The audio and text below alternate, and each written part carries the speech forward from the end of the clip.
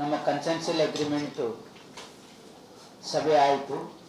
ಆ ಸಭೆಯಲ್ಲಿ ಈ ವರ್ಷ ಯಾವುದೇ ಫೀಸಲ್ಲಿ ಹೈಕ್ ಇಲ್ಲ ಅಂತಕ್ಕಂಥದ್ದು ನಾವು ತೀರ್ಮಾನವನ್ನು ಅವರಿಗೆ ತಿಳಿಸಿದ್ದೀವಿ. ಅವರು ಡೆಂಟಲಿಗೆ ಹೈಕು ಎಕ್ಸ್ಪೆಕ್ಟ್ ಮಾಡಿದರು, ಮೆಡಿಕಲಿಗೆ ನಾನು ಆಗೋದಿಲ್ಲ ಅಂತ ಹೇಳಿದ್ವಿ. ಡೆಂಟಲ್ ಕಾಲೇಜಲ್ಲಿ ಫೀ ಹೈಕ್ ಮಾಡಿ ಅಂತ ಕೇಳಿದರು. ಆದರೆ ಈ ವರ್ಷ ನಾವು ಯಾವುದೂ ಫೀ ಹೈಕ್ ಮಾಡೋದಿಲ್ಲ ಅಂತಕ್ಕಂಥದ್ದು ಭಾಳ ಸ್ಪಷ್ಟವಾಗಿ ಈಗ ಅವ್ರಿಗೆ ಹೇಳಿದ್ದೀವಿ. ಅವರು ಕೂಡ ಒಪ್ಕೊಂಡಿದ್ದಾರೆ. ಯಾಕಂದರೆ ಈ ವರ್ಷ ನಮ್ಮ ಮಕ್ಕಳು ಈಗಾಗಲೇ ಸ್ಟ್ರೆಸ್ಸಲ್ಲಿದ್ದಾರೆ.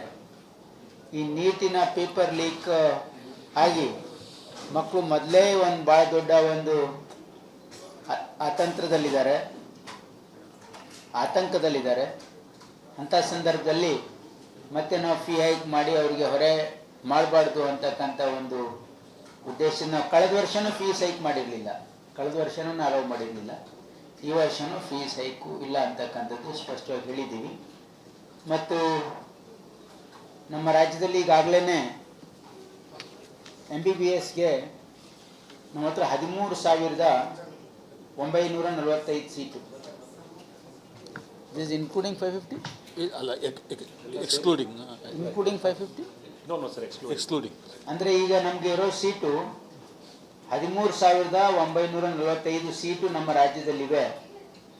ಇದಕ್ಕೆ ಮತ್ತು 550 ಸೀಟು ಗೌರ್ಮೆಂಟ್ ಕೋಟಾದಲ್ಲಿ ನಮಗೆ ಅನೌನ್ಸ್ಮೆಂಟ್ ಸಿಕ್ಕಿದೆ. ಇದರ ಈಗಾಗಲೇ ನನ್ನ ಪತ್ರಿಕಾಗೋಷ್ಠಿಯಲ್ಲಿ ಹೇಳಿದ್ದೀನಿ.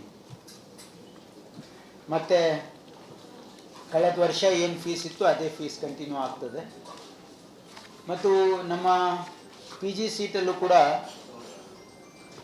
7,687 ಸೀಟ್ ಇತ್ತು. ಈ ವರ್ಷ ಮತ್ತೆ 572 ಸೀಟ್ ಅದಕ್ಕೆ ಇನ್ಕ್ರೀಸ್ ಆಗಿದೆ.